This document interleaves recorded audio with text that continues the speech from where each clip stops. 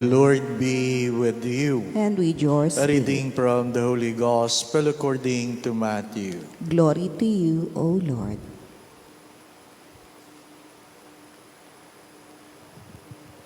Peter approached Jesus and asked him, Lord, if my brother sins against me, how often must I forgive him? As many as 7 times? Jesus answered, I say to you, not 7 times, but 77 times. That is why the kingdom of heaven may be likened to a king who decided to settle accounts with his servants. When he began the accounting, a debtor was brought before him who owed him a huge amount. Since he had no way of paying it back, his master ordered him to be sold, along with his wife, his children, and all his property in payment of the debt. At that, the servant fell down, did him homage, and said, Be patient with me, and I will pay you back in full. Moved with compassion, the master of that servant let him go and forgave him the loan.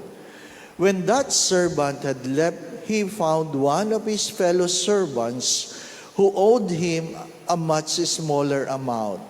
He seized him and started to choke him, demanding, Pay back what you owe. Falling to his knees, his fellow servant begged him, Be patient with me and I will pay you back. But he refused. Instead, he had the fellow servant put in prison until he paid back the debt. Now, when his fellow servants saw what had happened, they were deeply disturbed and went to their master and reported the whole affair. His master summoned him and said to him, You wicked servant, I forgave you your entire debt because you begged me to. Should you not have had pity on your fellow servant as I have pity on you? Then in anger, his master handed him over to the torturers until he should pay back the whole debt. So will my heavenly Father do to you, unless each of you forgives his brothers from his heart. When Jesus finished these words, he left Galilee and went to the district of Judea across the Jordan.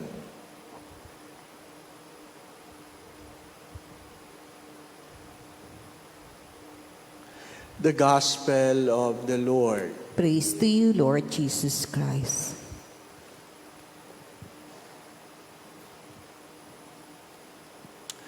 A brother shared a concern regarding their family business, from which one of the siblings committed a mistake. I would say a mistake, because I do not really know what really happened. To cut this story short, the business loses, and now during the accounting, they found out that there were many misgivings. May mga pagkakamali, mayroong pandaraya. Sabi nung nag-message, anong gagawin namin, Father? Anong gagawin namin? I simply said, let there be an audit. And if your sibling committed a mistake or a wrongdoing, then let the person be accountable to it. Ay sabi niya, nagdi-deny pa, Father, deny to death. Anong gagawin namin? Ididemanda ba namin? Ang hirap yun. Yun ang sinasabi ko, yung nasira ang iyong pagkatao dahil sa pera, nasira ang iyong relasyon sa pamilya dahil sa pera. Pero anong gagawin? Anong gagawin? Ang sagot ko lang ay, justice and mercy must meet. Justice and mercy must meet. Hindi pwedeng puro awa. Hindi pwedeng puro awa. Dapat mayroong katarungan. Ipakukulong ba namin, Father? Ididimanda ba namin? Well, kung ayaw umamin, di ba? Magdemandahan para lang mapatunayan na ikaw ay talagang nagkasala. Nasabi ko na po ito. Ang pagpapatawad ay mayroong 5 pananalita. Mayroong una, I'm sorry. I'm sorry I was wrong. Mayroong pag-amin na ako ay nagkasala. I promise not to do it again. Nangangako na hindi ko na uulitin. Pang-4, what do you want me to do with you? What do you want me to do with it? There must be an act of restitution.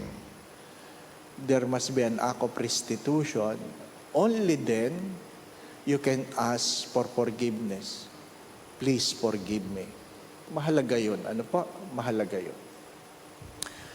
Paano kung hindi ginawa, Father? Paano kung hindi ginawa? Well, look at the gospel of today. Hindi naman sinabing nagsisi. Pero, ang panimula ni Jesus ay, kung sino man nagkasala, patawarin mo ng hindi lang 7 beses, 77 beses, 77 times. My dear friends, my brothers and sisters, why? Number 1, because like the gospel yesterday, you cannot force a person to turn away from sin. Ano sabi kahapon? Pag mali, sabihan mo. Pag ayaw makinig, magsama ka na ibang tao. Ayaw pa rin makinig, isama mo sa simbahan. Pag ayaw pa rin makinig, ituring mo siyang pagano. A pagan, a tax collector. An outcast. An outcast. Not because you wanted it to be, but because He decided it to be. Desisyon niya yon. Desisyon niya na siya ay hindi humingi ng tawad. Pero, bakit ko siya patatawarin, Father? Sabi ko nga, kasi sabi ng Diyos. Ikalawa, because you don't want to give the other person the permission to make your life miserable. Kaya ako nagpapatawad, kasi ayaw kong gawing miserable ang buhay ko dahil sa iyo. Kung ayaw mo magbago, di wag. Kung ayaw mo akong bayaran, di wag. I am not giving you the power to make my life miserable. Third, you forgive because you want to live in peace. You want to live in peace. Yung pera na ninakaw, ano sabi sa Ebanghelyo? Pagdudusahan niya yan. Pagdudusahan niya yan. Pero yan ay magbabalik sa iyo. Magbabalik sa iyo. Ano sabi ko? Madalas ko yung sinasabi, if you lose money, you lose nothing. If you lose your health, you lose something. But if you lose your character, you have lost everything. Ang mahalaga, pinangangalagaan mo ang iyong pagkatao. Pag nawalan ka ng pera, well, wala naman talagang nawala sa iyo. Kasi nung dumating ka, wala ka naman talagang pera. If you lose your health, nako, lalong-lalo na ngayong panahon ng pandemic, you lose something. Pag nagka-COVID ka, yung marka ng COVID dyan sa baga mo, forever na yan. Forever ka nang hahapuin. Hindi ka na babalik sa dati mong lakas. Alam natin lahat yan. Yung mga players na nagka-COVID, hindi na sila, they are not the same anymore. They don't have the same energy Well, so be careful. You lose something. Pag nagsimula na yung diabetes mo, you will lose not only something, maybe a lot. But if you lose your character, you have lost everything. You will even lose your soul. So please forgive. Forgive. Wala na akong pakialam sa iyo. Bakit ito sinasabi ng Diyos? The first reading, you have to understand that the people of God have crossed the water twice. Crossed the water twice.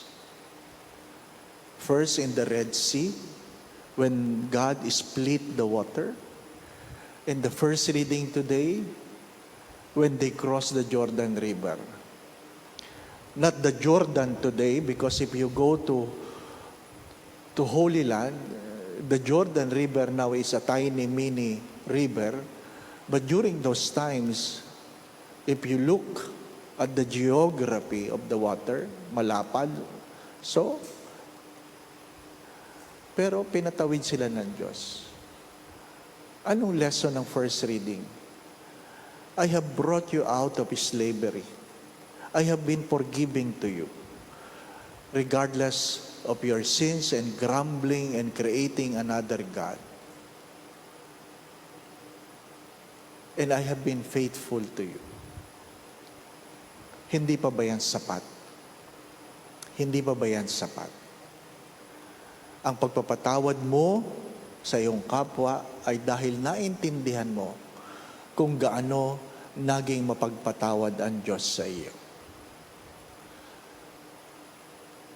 Justice and mercy should meet, my brothers and sisters. But for you, it is not for you to judge. Only God will judge. Not for you to judge. Ang meron ka lang ay magpatawad dahil gusto mo ring patawarin ka ng Diyos. Do not make others or do not give others the permission to make your life miserable. Amen.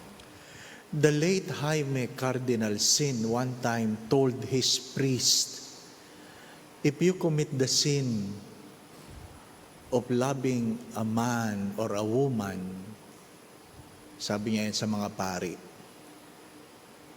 I will talk to you. But if you love money, don't expect that I will still talk to you. Yun ang kanyang stern warning nung siya ang cardinal ng Archdiocese of Manila. If you fall in love with a woman or a man, I will talk to you. But if you fall in love with money, I will not talk to you anymore.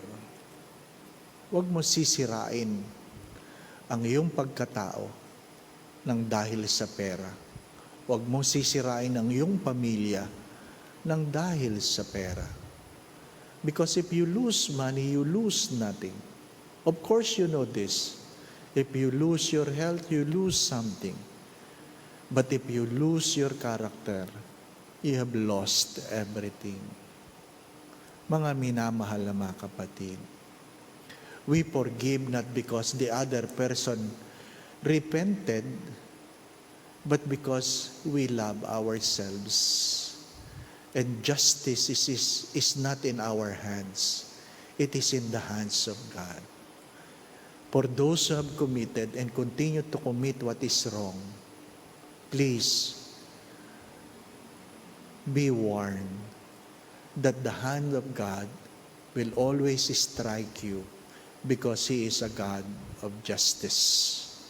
The Lord be with you. And with your spirit. And may Almighty God bless you, the Father, the Son, and the Holy Spirit. Amen. We go in peace to love and serve the Lord. Thanks be to God.